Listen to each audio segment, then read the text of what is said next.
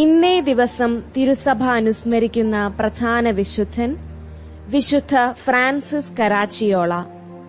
ജീവിതകാലം 1564 മുതൽ 1608 വരെ.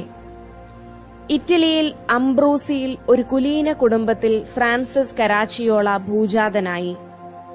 ജ്ഞാനസ്നാന നാമം അസ്കാനിയോ എന്നായിരുന്നു. ചെറുപ്പത്തിൽ അവന് കുഷ്ഠരോഗമുണ്ടായെന്നും ദൈവസേവനത്തിന് ജീവിതം നേർന്നപ്പോഴാണ് രോഗം മാറിയതെന്നും പറയപ്പെടുന്നു.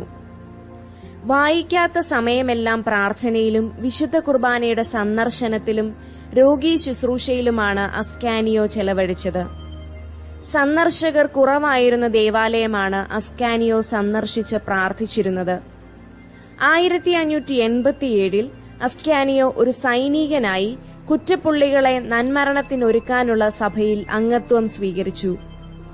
പിറ്റേ വർഷം തന്നെ മൈനർ ക്ലർക്സ് റെഗുലർ എന്ന ഒരു സന്യാസ സഭ സിക്സ്റ്റസ് പഞ്ചമൻ പാപ്പായുടെ അംഗീകാരത്തോടെ അദ്ദേഹം ആരംഭിച്ചു. നിഷ്കൃഷ്ടമായ പ്രായശ്ചിത്തങ്ങൾ പുതിയ സഭയുടെ പ്രത്യേകതയായിരുന്നു. ഉപവാസം, ചമ്മട്ടിയടി, രോമച്ചട്ട, വിശുദ്ധ കുർബാനയുടെ ആരാധന മുതലായ പ്രായശ്ചിത്ത പ്രവൃത്തികൾ ദിനം പ്രതി അംഗങ്ങൾ ഭാഗിച്ചെടുത്തിരുന്നു. പതിവുള്ള 3 വ്രതങ്ങൾക്ക് പുറമെ സ്ഥാനമാനങ്ങൾ ആഗ്രഹിക്കയില്ലെന്ന് 4മതൊരു വ്രതവും അവർ എടുത്തിരുന്നു. 1589 ഏപ്രിൽ 9 അസ്കാനിയോ ആഘോഷപൂർവ്വം വ്രതവാഗ്ദാനം ചെയ്തു.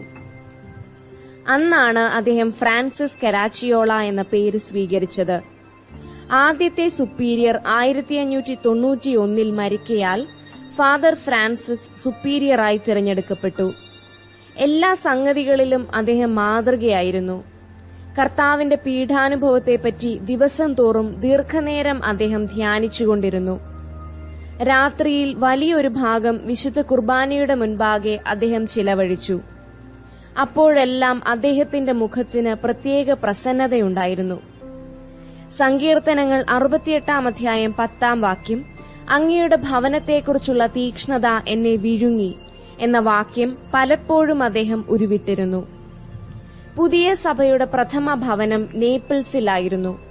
തുടർന്ന് സ്പെയിനിലും പല ഭവനങ്ങളുണ്ടായി.